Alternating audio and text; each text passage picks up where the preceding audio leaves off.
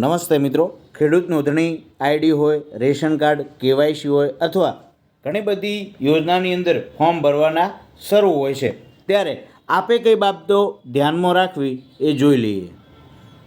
હાલના ડિજિટલી જમાનો જેમ જેમ વધતો જાય છે તેમ તેમ સાયબર ફ્રોડ પણ વધતો જાય છે, ત્યારે આપે કઈ બાબતો ધ્યાનમાં રાખવી. સાયબર ગઠિયાઓ ખેડૂતોને કિસાન સન્માન નિધિ યોજના નામે ફોન, મેસેજ અથવા લિંક મોકલે છે, જેમાં તેઓ સરકારી કર્મચારી બનીને અલગ અલગ દાવા કરે છે. બાદમાં બેંક ખાતાની વિગતો, ઓટીપી, આધાર નંબર અને અન્ય સંવેદનશીલ માહિતી માગે છે.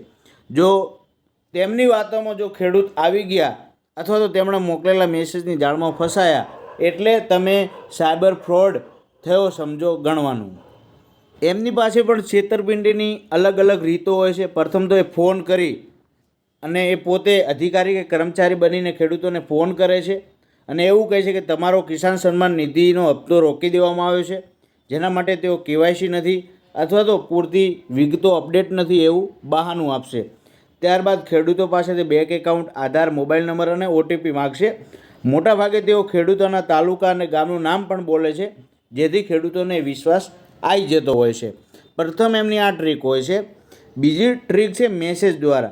એ તમને વોટ્સઅપ મેસેજ કરે છે, તેમાં પણ યોજના સાથે જોડાયેલી વાતો લખેલી હોય છે અને નીચે એક લિંક પણ હોય.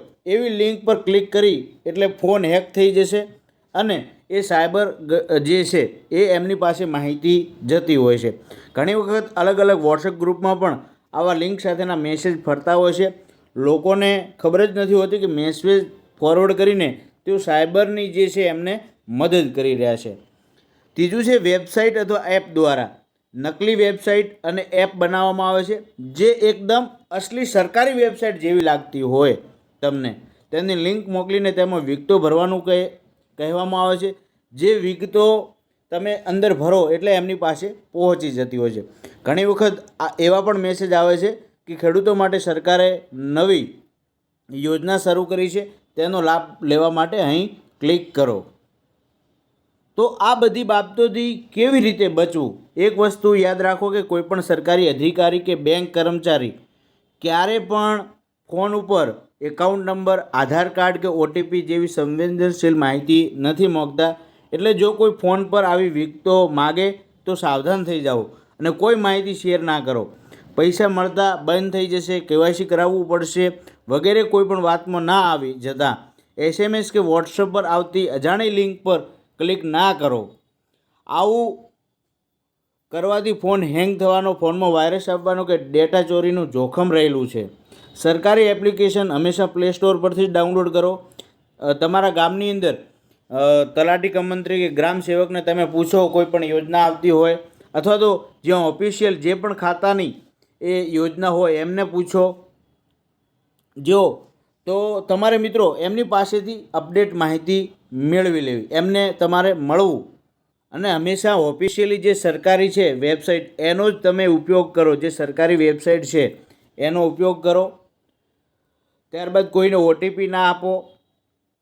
ત્યારબાદ અજાણી લિંક પર ક્લિક ના કરો. ત્યારબાદ પોલીસ ક્યારેય વિડીયો કોલ નથી કરતી. ઘણા બધા હાલમાં ડિજિટલ એરેસ્ટ નામને ફ્રોડ ચાલી રહ્યું છે, જેમાં પોલીસ, ઈડી, સીબીઆઈ, કસ્ટમ વગેરેના અધિકારીઓ બનીને લોકોને વિડીયો કોલ વડે ધરપકડ કરવામાં આવે છે. તો આવું કોઈ પણ ક્યારે કોઈ વિડીયો કોલ કરતા નથી. તમારે બિલકુલ ડરવાની જરૂર પણ નથી. એટલે હંમેશા આ બાબતે તમે સચેત રહો અને બીજાને પણ જાગૃત કરો. તો લગભગ તમને ખ્યાલ આવી ગયો હશે. તો થેન્ક યુ, આભાર.